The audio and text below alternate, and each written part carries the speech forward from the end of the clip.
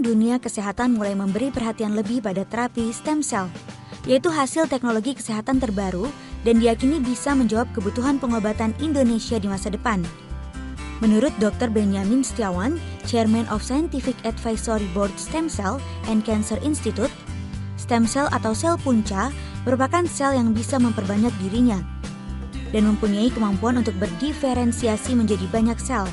Karena kemampuannya ini, stem cell berpotensi untuk meregenerasi sel yang rusak atau disfungsi dalam berbagai penyakit dan potensial untuk menyembuhkan berbagai penyakit yang sulit disembuhkan. Kembali lagi ya, stem cell itu badan kita itu penuh dengan stem cell. Tugas dari stem cell itu sebenarnya melakukan regenerasi. Jadi kalau terjadi luka dan sebagainya, yang menyembuhkan apa? Stem cell itu yang menyembuhkan. Kalau ada luka di tangan, ya seumpamanya, itu yang menyembuhkan luka itu stem cell, ya enggak. Kalau dapat serangan jantung, apa yang terjadi? Stem cell yang begitu. Jadi stem cell ini istimewanya adalah melakukan homing. Jadi mencari tempat-tempat yang sedang lagi menderita seolah-olah. Seperti burung dara, ya, selalu mencari tempatnya itu ke rumahnya, melakukan homing. Nah, itu stem cell istimewanya juga begitu. Ya, mereka stem cell itu yang banyak stem cell itu sebenarnya badan kita penuh stem cell. Tapi yang paling banyak di sumsum tulang. Sumsum tulang simpenan dari stem cell ini. Kemudian kalau dapat serangan jantung, dari serangan jantung itu mengeluarkan zat-zat namanya messenger, ya enggak. Untuk kasih tahu kepada stem yang di sumsum tulang itu, ini saya butuh bantuan ini. Si stem cell dari sumsum keluar masuk ke jantung yang menderita itu. Tapi nggak cukup, ya. Akibatnya itu mesti dapat bantuan dari luar. Yang istimewa adalah amfibi, cecak, ya enggak. Itu yang itu istimewa. Cecak kalau buntutnya putus, itu disembuhkan. Yang nyembuhkan apa? Stem cell. Stem cellnya itu semuanya lari ke situ dalam 3, 4, 5 hari sembuh. Bahkan di amfibi, ya, jantung itu.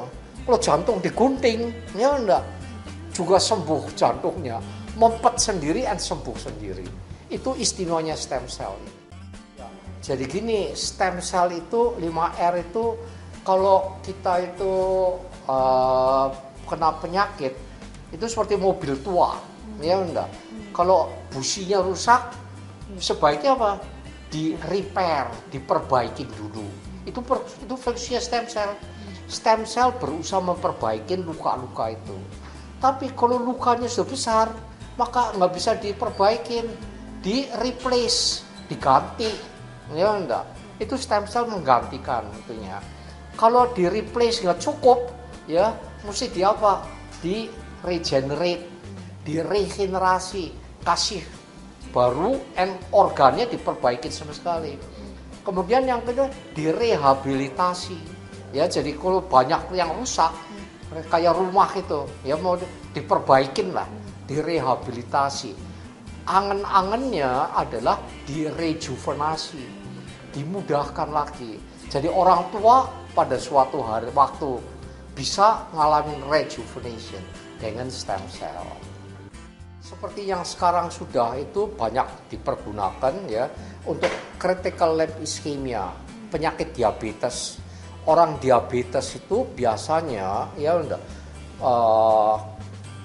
pembuluh darah kakinya, terutama biasanya kaki, ya itu yang terpengaruh dulu, mempet dan sebagainya. Lukanya nggak mau sembuh. Itu sekarang kalau dikasih stem cell itunya akan sembuh luka-lukanya. Jadi daripada diamputasi, sebetulnya stem cell manfaatnya banyak sekali. Jadi stem cell sekarang yang banyak dipakai adalah buat diabetes, ya enggak, buat osteoartritis, ya enggak, buat jantung, yang masih mau perlu buat penyakit degeneratif otak, ya enggak. Itu sekarang manfaatnya banyak sekali. Terutama buat orang-orang yang sudah tua, ya, dan juga banyak penyakit-penyakit itu banyak sekali yang sampai sekarang nggak bisa disembuhkan, dan kemungkinan besar kalau dikasih stem cell akan sembuh.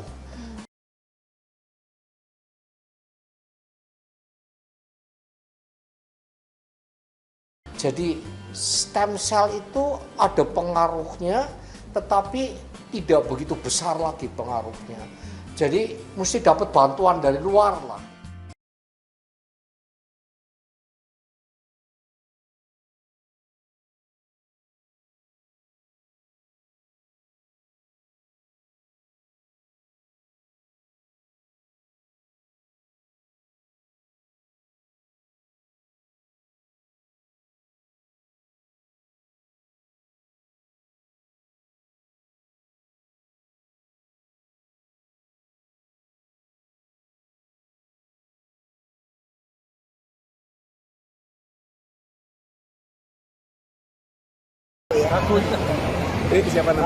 Nama saya Agnes, umur saya sekarang 63. Saya cuci darah sudah hampir 5 tahun. Saya cuci darah hampir 5 tahun. Dulu saya pertama cuci darah, kreatin saya 8,5 pertama. Setelah itu kreatinnya naik terus sampai ada yang 16, 12,5, ada yang 16,5, ada yang 11. Cuma yang lainnya itu saya kebanyakan sudah saya buang. Cuma ini ada beberapa lembar yang saya simpan. Lainnya sudah saya buang. Sekarang ini terakhir saya setelah minum SOP 1 bulan itu saya tes lagi, kreatin saya jadi 4 dan saya kencingnya lebih lancar, lebih sering kencingnya. Kalau dulu udah bisa kencing, kita kalau kebelet seperti mau kencing kita ke kamar mandi paling keluar 1 tetes 2 tetes. Sekarang tuh lebih banyak dan lebih sering juga BAB. Dulu kalau susah BAB kita susah sekali BAB, apalagi kalau minum sangobion itu udah bisa BAB. Sekarang saya lebih sering BAB, 1 hari bisa 3 kali, 4 kali, minim 2 kali, minim sekali lah sampai 2 kali. Sekarang bisa 3 kali sampai 4 kali BAB-nya. Saya cuci darah, gara-gara cuci darah ini saya kena tulang. Ini sekarang tulang saya bengkong, jari-jari juga ini sudah ini tumbuh tulang semua, sakit semua, lutut-lutut. Saya sudah operasi lutut saya sudah 11 bulan, tapi tiap hari, tiap malam saya nangis kesakitan. Sakit terus, apalagi kalau duduk kelamaan juga sakit. Jadi saya setelah saya minum SOP, itu lebih enak. Kalau dulu kaki saya sakit, saya tiap hari mesti minum anti nyeri. Namanya anti nyerinya apa ya, saya lupa. Saya tiap hari minum anti nyeri.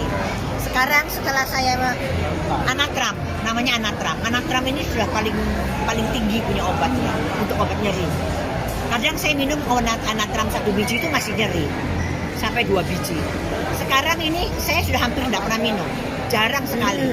Paling beberapa hari, kadang kalau parah sekali, kalau saya kecapean jalan, saya suka jalan soalnya. Kadang dari pagi saya sudah jalan jam 10, saya keluar rumah jalan ke mall kemana-mana sampai jam 10 malam saya pulang. Jadi saya pulang mandi, tinggal tidur.